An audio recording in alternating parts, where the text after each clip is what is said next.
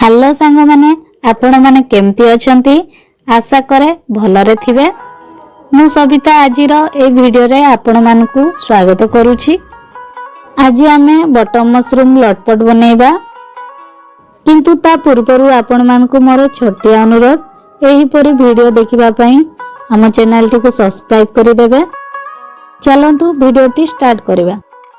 Button mushroom खाइबा पई भारी स्वादिष्ट एवं यह शरीर पई मध्य लाभदायक अटे।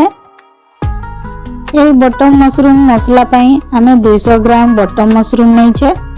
हमर एपटे 200 ग्राम मशरूम को 40 टंका नेउछंती। आपनको जगह रे एही छतु पैकेट रो दाम केते कमेंट करी निश्चय जणाइबे।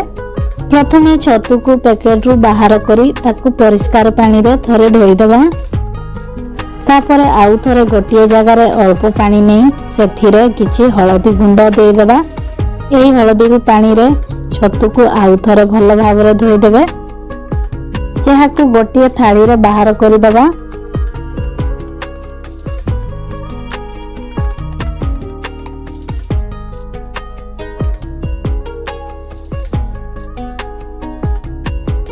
छतु पई आमे मसला रेडी करबा। ता पई आमे प्याज, रसुण, अदा, शुखला लंका, जीरा, धनिया, सरिसर गोटिए पेस्ट तैयारी करबा।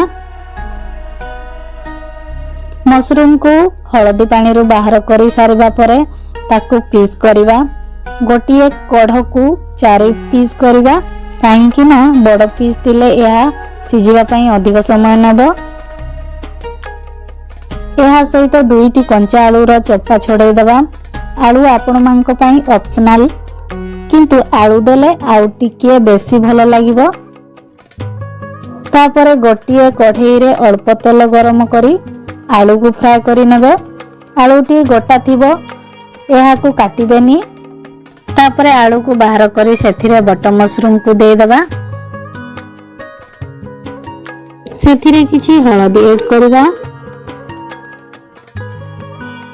ए सब को भल भाबरे मिक्स करि देबा। गोटे 2 मिनिट एही परी घांटला परे ए सब को बाहर करि देबा। मसला पई गोटिए कढ़ई रे तेल गरम करबा।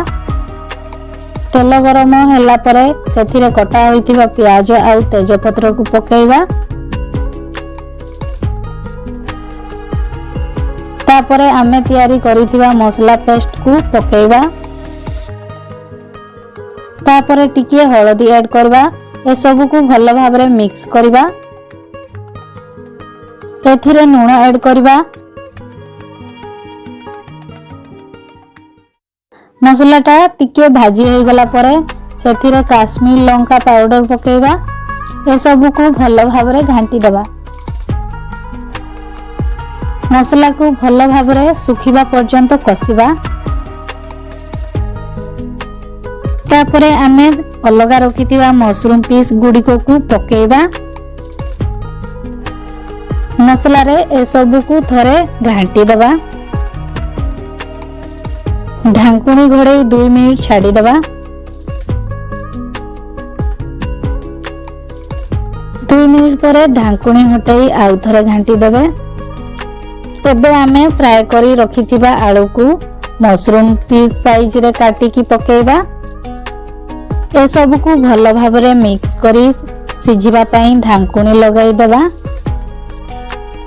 2 मिनिट परे ढांकुणी हटाई आउ थरे घांटी देबे। देखिबे जेमिति मसलाटा कढ़ई रे न लागे।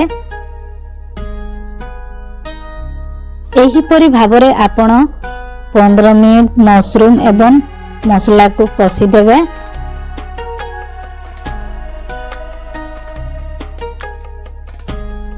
देखंतु छतुर पानी मरी गलानी एवं छतु भी टिके सिझी आसिलानी।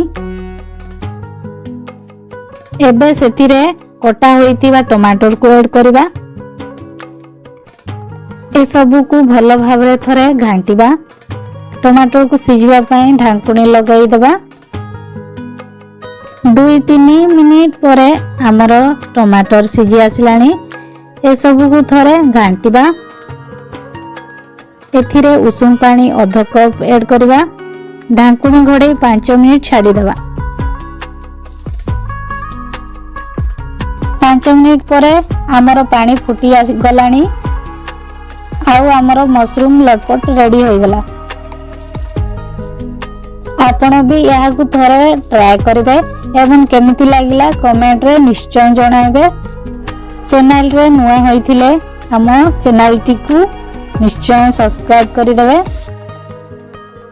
यह को आपण भात किंबा रोटी सह खाई परिबे। पुणी देखा हबो आउ एक नुआ वीडियो रे। सेतिकी जाय रहिली। नमस्कार।